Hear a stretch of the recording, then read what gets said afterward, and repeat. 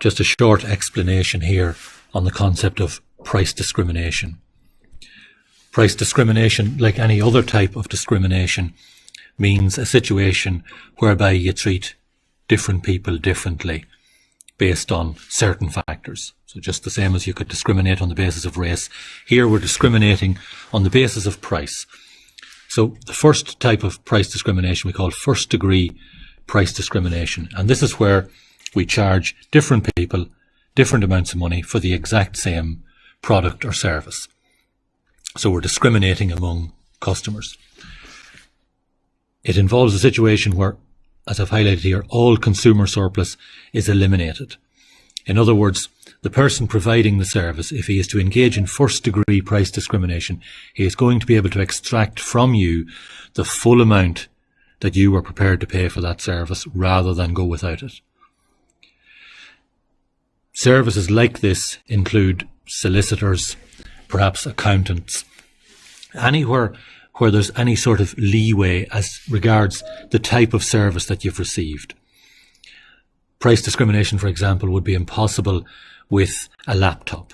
It's just a laptop. Why would you charge someone a different amount of money? Whereas a solicitor could say, well, my particular advice was better than the advice you'd get down the road because I've been a solicitor for 25 years, or I've won so many cases in court, or my office is bigger, or any number of other things like that. So first degree is the most blatant type of price discrimination. Second degree price discrimination, again, is where you're charged a different amount of money for the exact same product or service. But there's a certain element whereby it's not as blatant as the first. You're essentially doing it on yourself. The example I've chosen here is bulk buying. So to use a laptop again, if I wanted to buy a laptop and the laptop was €500, I may be able to get a discount if I said I'm actually buying 50 laptops for a group of teachers. How much will you charge me now? And the retailer might well say, well, because you're buying 50 laptops, I might charge you €40 less per laptop. So it's the same service charged a different price, but it is discrimination, but not as blatant. And then third degree price discrimination, once again, where people are charged different amounts, but we sort of accept that as the normal way and a proper way to live, really, that a student going on the bus to Dublin shouldn't be expected to pay as much as an adult. And then maybe when the adult is a senior citizen, they then again get I have it here, an OAP discount. Could be in the cinema or wherever it might be. So the bus seat is still the same whether I sit on it or you sit on it, but you'll be charged less because you're a student and I'm not. So we sort of accept that because I was a student once and I got those discounts, and I'll be an OAP one day and I'll hope to get those discounts as well. So the second aspect to price discrimination we're looking at here are the conditions necessary in the market for price discrimination to take place. The first thing is that the retailer needs a degree of monopoly power. In other words, it ought not to be possible for you literally to just walk out the door and get the exact same service 20 metres down the street. So going back to the solicitor, you might be prepared to pay and happy enough to pay that extra amount because you sort of think in your head, well, this guy is, well experienced, or he's got a good reputation. The second thing we need is distinct and separate markets. So that could be two different countries, or it could simply be something as simple as to take the bus ticket as an example, where if you went into the bus station to buy a ticket, it will be stamped on it somewhere, or you will need to prove that you're a student. So you can't then take that ticket and sell it on to me.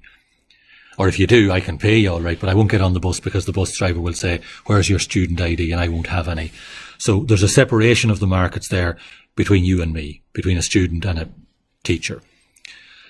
Different elasticities of demand, which the firm can identify.